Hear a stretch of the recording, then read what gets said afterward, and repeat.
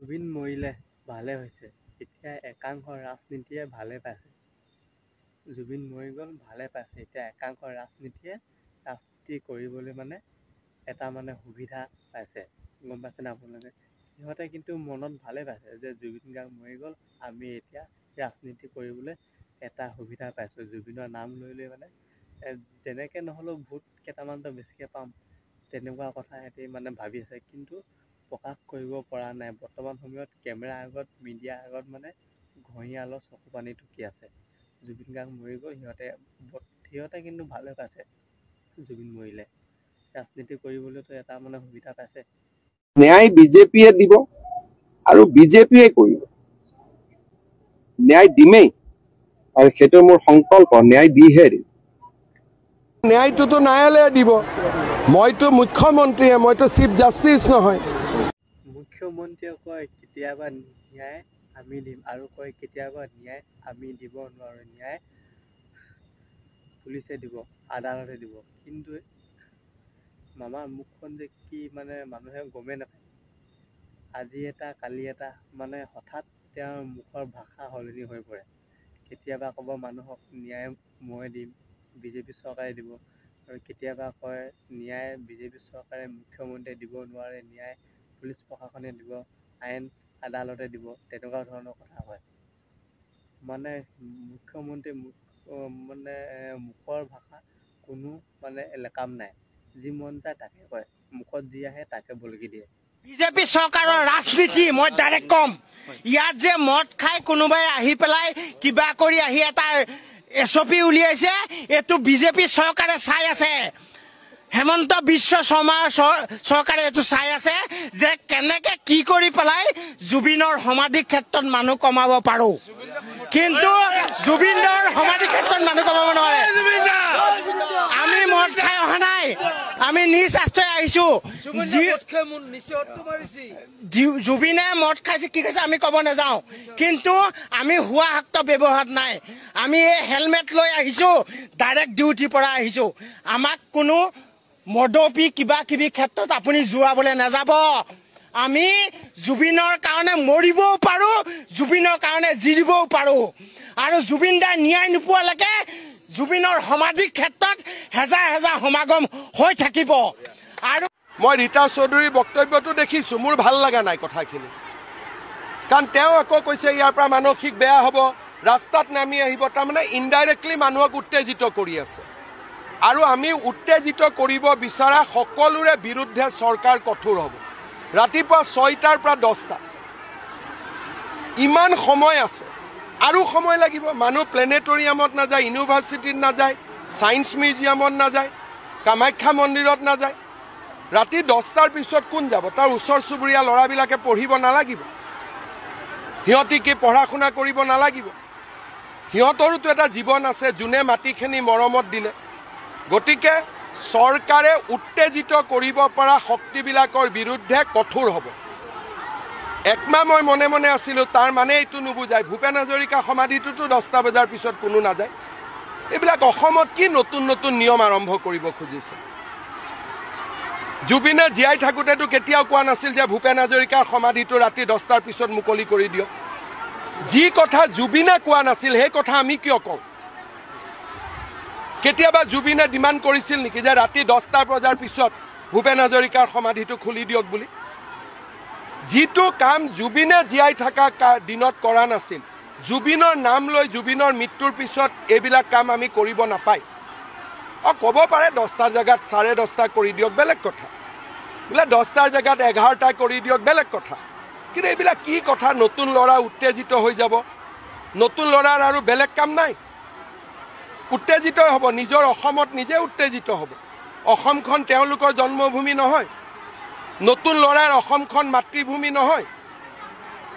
নতুন ল'ৰাই মোতকৈ অসমক বেছি ভাল পায়। সেইকাৰণে অসমত আজিলৈকে এটাও গণ্ডগোল হোৱা নাই। জুবিন গাৰ্গ মৰি গ'ল, কিন্তু জুবিন গাৰ্গ মৰাৰ পিছতো জুবিনৰ সমাধিক লৈ এতিয়া ৰাজনীতি কৰিছে। জুবিন গাৰ্গৰ সমাধিত আমুক সময়ত যাব নোৱাৰিব, আমুক টাইমত যাব নোৱাৰিব। আৰে যেতিয়া মন যায় তেতিয়াই যাব। যেতিয়া অনুৰাগী যাবলৈ মন যায়, যেতিয়া জুবিনৰ অনুৰাগীলৈ জুবিনলৈ মনত পৰিব, তেতিয়াই জুবিনৰ সমাধিত গৈ যাব পাৰে। তাত গৈ কান্দিব পাৰে, তাত গৈ দুই এষাৰ কথা পাতিব পাৰে। মানে জুবিনৰ অনুৰাগীবিলাকৰ যেতিয়া নেকি জুবিনলৈ মনত পৰে তেতিয়া তালৈ গ'লে হয়তো তেওঁলোকৰ মানে মনবিলাক হয়তো লঘু লাগে, সেইকাৰণে সিহঁতে যাব বিচাৰে। কিন্তু আপুনি এইবিলাক কি বনাই দিছে? এইবিলাক মানে সময়সীমা কিয় বান্ধিছে? যেতিয়া মন যায় তেতিয়া যাব পাৰে জুবিনৰ সমাধি ঠাইত। আপুনি আৰু এইবিলাক কৰি থৈ কিবা জানো লাভ আছে? অসমখন কিন্তু আপুনিয়ে অশান্ত কৰি আছে, বেলেগ মানুহে কেতিয়াও অশান্ত কৰা নাই। জুবিন গাৰ্গক যে আপোনাৰ সমাধি ক্ষেত্ৰত চাবলৈ গৈছে বিজেপিয়ে ভয় খাইছে, আৰু ভয় খাই এতিয়া বিজেপিয়ে এছপি উলিয়াইছে। এইবিলাক এছপি আমি কোনো ধৰণৰ এছপি আমি নামানো। আমাৰ যেতিয়া মন যায় আমি তেতিয়া জুবিন গাৰ্গক আপোনাৰ য'ত শেষকৃত্য সম্পন্ন কৰিছিলে, যিখন সমাধি ক্ষেত্ৰ আছিলে, আমি তালৈ যাম। যেতিয়াই মন যায় আমি তেতিয়াই যাম। অসমৰ মানুহক জুবিন গাৰ্গৰ পৰা আঁতৰাই ৰাখিব নোৱাৰে, স্পষ্ট কথা। আৰু বিজেপিয়েটো জানি লোৱাটো ভাল। গতিকে বিজেপিয়ে এই ধৰণৰ ৰাজনীতি কৰাৰ পৰা বিৰত থাকক। গতিকে বিজেপিয়ে এই ধৰণৰ ভণ্ডামি বন্ধ কৰক। আমাৰ স্পষ্ট কথা, জুবিন গাৰ্গৰ হত্যাকাৰীয়ে উচিত শাস্তি পাবই লাগিব। জুবিন গাৰ্গ বিজেপিৰ পৈতৃক সম্পত্তি নহয়। জুবিন গাৰ্গ হৈছে অসমীয়া সন্তান। অসমৰ দুখীয়া দৰিদ্ৰ শ্ৰেণীৰ নাগৰিকৰ জুবিন গাৰ্গ সাহস আছিলে। অসমৰ এজন শক্তিশালী কণ্ঠ আছিলে, যাৰ চিঞৰ শুনিলে ৰজাঘৰীয়া ভয় খাইছিলে। আৰু এতিয়া বিজেপিয়ে কি কৰিব বিচাৰিছে? জুবিন গাৰ্গৰ যি অনুৰাগীসকলক দেখা পায়, লাখ লাখ যে অনুৰাগী জুবিন গাৰ্গক যে দৈনিক চাবলৈ গৈছে, জুবিন গাৰ্গক যে আপোনাৰ সমাধি ক্ষেত্ৰত চাবলৈ গৈছে, বিজেপিয়ে ভয় খাইছে। আৰু ভয় খাই এতিয়া বিজেপিয়ে এছপি উলিয়াইছে। এইবিলাক এছপি আমি কোনো ধৰণৰ এছপি আমি নামানো। আমাৰ স্পষ্ট কথা। আমাৰ যেতিয়া মন যায় আমি তেতিয়া জুবিন গাৰ্গক আপোনাৰ য'ত শেষকৃত্য সম্পন্ন কৰিছিলে, যিখন সমাধি ক্ষেত্ৰ আছিলে, আমি তালৈ যাম। যেতিয়াই মন যায় আমি তেতিয়াই যাম। কোনো ধৰণৰ এছপি আমাক বাধা দি ৰখাব নোৱাৰে। কোনো ধৰণৰ শক্তিয়ে অসমৰ মানুহক জুবিন গাৰ্গৰ পৰা আঁতৰাই ৰাখিব নোৱাৰে, স্পষ্ট কথা। আৰু বিজেপিয়েটো জানি লোৱাটো ভাল। গতিকে বিজেপিয়ে এই ধৰণৰ ৰাজনীতি কৰাৰ পৰা বিৰত থাকক। আৰু এটা আমি কথা ক'ব বিচাৰিছো, আজি চৰকাৰখন কাৰ চলি আছে? বিজেপি চৰকাৰ চলি আছে। শাসন ব্যৱস্থা তেওঁলোকৰ হাতত আছে, আইন ব্যৱস্থাটো তেওঁলোকৰ হাতত আছে, প্ৰশাসনিক ব্যৱস্থাটো তেওঁলোকৰ হাতত আছে। আৰু তেওঁলোকে এতিয়া কি কৰিব বিচাৰিছে? তেওঁলোকে এতিয়া ৰাজপথত প্ৰতিবাদ কৰি দেখুৱাব লাগিছে। এইবিলাক কথা শুনিলে আমাৰ হাঁহি উঠে। এইবিলাক কথা দেখিলে হাঁহি উঠে। গতিকে বিজেপিয়ে এই ধৰণৰ ভণ্ডামি বন্ধ কৰক। আমাৰ স্পষ্ট কথা, জুবিন গাৰ্গৰ হত্যাকাৰীয়ে উচিত শাস্তি পাবই লাগিব। আমি পুনৰবাৰ কৈছো যে এই চৰকাৰখনৰ দিনত আমি দেখি আহিছো, যিখন চৰকাৰে যিকোনো অপৰাধীক ধৰিলে যেতিয়া তেতিয়া এনকাউণ্টাৰ কৰে। কিন্তু এই চৰকাৰখনে জুবিন গাৰ্গৰ যি হত্যাকাৰীক আজিৰ তাৰিখলৈকে এনকাউণ্টাৰ কি কাৰণে কৰিব পৰা নাই? কি কাৰণে অসম আৰক্ষীয়ে আজিলৈকে 5টা গুলী 5জন হত্যাকাৰীক ইতিমধ্যে মাৰিব নোৱাৰিলে? আপোনাৰ শ্যামকানু মহন্ত, হৃদাৰ্থ গোস্বামীক, হৃদাৰ্থ শৰ্মা, শেখৰজ্যোতি গোস্বামী, অমিত প্ৰভা মহন্ত, আপোনাৰ এইকেইজনক আৰু সন্দীপন গাৰ্গ, এই 5জন অপৰাধীক আজিলৈকে কি কাৰণে অসম আৰক্ষীয়ে 5টা গুলী মাৰিব পৰা নাই? আমাৰ সেইটো অসম আৰক্ষীয়ে প্ৰশ্ন, অসম চৰকাৰে প্ৰশ্ন। আমাৰ স্পষ্ট কথা, জুবিন গাৰ্গৰ হত্যাকাৰীক এনকাউণ্টাৰ কৰিব লাগিব। জুবিন গাৰ্গৰ হত্যাকাৰীক ফাঁচিকাটত ওলমাব লাগিব। জুবিন গাৰ্গৰ হত্যাকাৰীক কঠোৰৰ পৰা কঠোৰ শাস্তি প্ৰদান কৰিব লাগিব। নহলে অসমৰ জনগণ শান্ত নহয়, অসমৰ জনগণ শান্ত নাথাকে। গতিকে আমাৰ স্পষ্ট কথা, দুখীয়ে কঠোৰ শাস্তি পাব লাগিব। অন্যথা কিন্তু জাতীয় সংগ্ৰামী অসমে অসমৰ জনগণক লগত লৈ কিন্তু বৃহৎ প্ৰতিবাদী কাৰ্যসূচী ল'বলৈ আমি বাধ্য হ'ম। জুবিন গাৰ্গক যে আপোনাৰ সমাধি ক্ষেত্ৰত চাবলৈ গৈছে, বিজেপিয়ে ভয় খাইছে। আৰু ভয় খাই এতিয়া বিজেপিয়ে এছপি উলিয়াইছে। এইবিলাক এছপি আমি কোনো ধৰণৰ এছপি আমি নামানো। অসমত কি নতুন নতুন নিয়ম আৰম্ভ কৰিব খুজিছে? জুবিনে জীয়াই থাকোঁতেতো কেতিয়াও কোৱা নাছিল যে ভূপেন হাজৰিকাৰ সমাধিটো ৰাতি 10টাৰ পিছত মুকলি কৰি দিয়ক। যি কথা জুবিনে কোৱা নাছিল সেই কথা আমি কিয় কওঁ? কেতিয়াবা জুবিনে ডিমাণ্ড কৰিছিল নেকি যে ৰাতি 10টা বজাৰ পিছত ভূপেন হাজৰিকাৰ সমাধিটো খুলি দিয়ক বুলি? যিটো কাম জুবিনে জীয়াই থকা দিনত কৰা নাছিল, জুবিনৰ নাম লৈ জুবিনৰ মৃত্যুৰ পিছত এইবিলাক কাম আমি কৰিব নাপায়। ক'ব পাৰে 10টাৰ জেগাত 10:30 কৰি দিয়ক, বেলেগ কথা। বোলে 10টাৰ জেগাত 11টা কৰি দিয়ক, বেলেগ কথা। কিন্তু এইবিলাক কি কথা? নতুন ল'ৰা উত্তেজিত হৈ যাব। নতুন ল'ৰাৰ আৰু বেলেগ কাম নাই, উত্তেজিত হ'ব। নিজৰ অসমত নিজে উত্তেজিত হ'ব। অসমখন তেওঁলোকৰ জন্মভূমি নহয়। নতুন ল'ৰাৰ অসমখন মাতৃভূমি নহয়। নতুন ল'ৰাই মোতকৈ অসমক বেছি ভাল পায়। সেইকাৰণে অসমত আজিলৈকে এটাও গণ্ডগোল হোৱা নাই। ৰাতি 10টাৰ পিছত কোন যাব লাগে? নাই, ৰাতি 10টাৰ পিছত অসমত কোনো কামাখ্যা মন্দিৰতো নাযায়।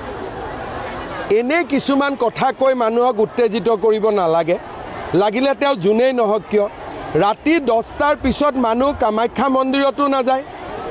10টা বজাৰ পিছত কোনো মন্দিৰত নাযায়, কোনো কলেজত নাযায়, কোনো ইউনিভাৰ্চিটিত নাযায়। ৰাতি সোণাপুৰত লোকেল মানুহ থাকেতো, তেওঁলোকে ইমান মৰমেৰে জাগাখন এৰি দিছে। এতিয়া তেওঁলোকক গোটেই ৰাতি আমি দিগদাৰি কৰি থাকিম নেকি? মোৰ ঘৰৰ কাষত সমাধি আছে, মই ইমান মৰমেৰে মাটিখিনি দিছোঁ। এতিয়া তেওঁলোকক গোটেই ৰাতি আমি কষ্ট দি থাকিম নেকি? গতিকে এইটোতো মানুহে বুজিব লাগিব যে তাত কাষত ওচৰ চুবুৰীয়াও আছে। এনে আৰু মানুহক উত্তেজিত কৰিব খুজিলেইতো নহ'ব। মই ৰীতা চৌধুৰীৰ বক্তব্যটো দেখিছোঁ, মোৰ ভাল লগা নাই কথাখিনি। কাৰণ তেওঁ আকৌ কৈছে ইয়াৰ পৰা মানসিক বেয়া হ'ব, ৰাস্তাত নামি আহিব। তাৰমানে ইনডাইৰেক্টলি মানুহক উত্তেজিত কৰি আছে। আৰু আমি উত্তেজিত কৰিব বিচৰা সকলোৰে বিৰুদ্ধে চৰকাৰ কঠোৰ হ'ব। ৰাতিপুৱা 6টাৰ পৰা 10টা, ইমান সময় আছে, আৰু সময় লাগিব। মানুহ প্লেনেটৰিয়ামত নাযায়, ইউনিভাৰ্চিটিত নাযায়, ছায়েন্স মিউজিয়ামত নাযায়, কামাখ্যা মন্দিৰত নাযায়। ৰাতি 10টাৰ পিছত কোন যাব? তাৰ ওচৰ চুবুৰীয়া ল'ৰাবিলাকে পঢ়িব নালাগিব? সিহঁতি কি পঢ়া শুনা কৰিব নালাগিব? সিহঁতৰোতো এটা জীৱন আছে, যোনে মাটিখিনি মৰমত দিলে। গতিকে চৰকাৰে উত্তেজিত কৰিব পৰা শক্তিবিলাকৰ বিৰুদ্ধে কঠোৰ হ'ব। একমাহ মই মনে মনে আছিলোঁ, তাৰ মানে এইটো নুবুজায় ভূপেন হাজৰিকা সমাধিটোতো 10টা বজাৰ পিছত কোনো নাযায়। অসমত কি নতুন নতুন নিয়ম আৰম্ভ কৰিব খুজিছে? জুবিনে জীয়াই থাকোঁতেতো কেতিয়াও কোৱা নাছিল যে ভূপেন হাজৰিকাৰ সমাধিটো ৰাতি 10টাৰ পিছত মুকলি কৰি দিয়ক। যি কথা জুবিনে কোৱা নাছিল সেই কথা আমি কিয় কওঁ? কেতিয়াবা জুবিনে ডিমাণ্ড কৰিছিল নেকি যে ৰাতি 10টা বজাৰ পিছত ভূপেন হাজৰিকাৰ সমাধিটো খুলি দিয়ক বুলি? যিটো কাম জুবিনে জীয়াই থকা দিনত কৰা নাছিল, জুবিনৰ নাম লৈ জুবিনৰ মৃত্যুৰ পিছত এইবিলাক কাম আমি কৰিব নাপায়। ক'ব পাৰে 10টাৰ জেগাত 10:30 কৰি দিয়ক, বেলেগ কথা। বোলে 10টাৰ জেগাত 11টা কৰি দিয়ক, বেলেগ কথা। কিন্তু এইবিলাক কি কথা? নতুন ল'ৰা উত্তেজিত হৈ যাব। নতুন ল'ৰাৰ আৰু বেলেগ কাম নাই, উত্তেজিত হ'ব। নিজৰ অসমত নিজে উত্তেজিত হ'ব। অসমখন তেওঁলোকৰ জন্মভূমি নহয়। নতুন ল'ৰাৰ অসমখন মাতৃভূমি নহয়।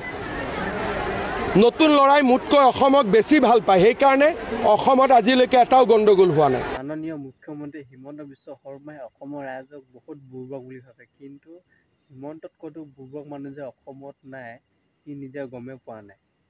মনে মনে নিজকে ভাবি থাকে বহুত টেঙৰ বুলি, কিন্তু বৰ্তমান সময়ত অসমৰ ৰাইজে বুজি পাইছে, গম পাইছে যে মাননীয় মুখ্যমন্ত্ৰী হিমন্ত বিশ্ব শৰ্মা কি বস্তু, কেনেকুৱা ধৰণৰ মানুহ। মানুহক মানে উঠাই দিব পাৰে, মানুহক তললৈ নমাই দিব পাৰে। আজি এটা ক'ব, কালি এটা ক'ব। তেখেতৰ মুখৰ ভাষাৰ কোনো মানে কাম নাই, যি মন যায় তাকে কয়। আৰু মুখ্যমন্ত্ৰীৰ কথাটো শুনি কিবা লাভ আছে জানো? জুবিনৰ ক্ষেত্ৰত যেতিয়া মন যায় তেতিয়া যাব পাৰে। জুবিনৰ সমাধিত গৈ মানে কোনোতো উদ্ভণ্ডালি কৰা নাই, কোনো সাধাৰণ মানুহে উদ্ভণ্ডালিটো কৰা নাই জুবিনৰ সমাধিত গৈ। তেন্তে কিয় এইবিলাক আইন কানুন? ইমান সময়ত যাব নোৱাৰিব, ইমান সময়তহে যাব পাৰিব, এইবিলাক মানে কৰি একো লাভ নাই। জুবিনৰ সমাধিত যেতিয়া মন যায় তেতিয়া যাব পাৰিব।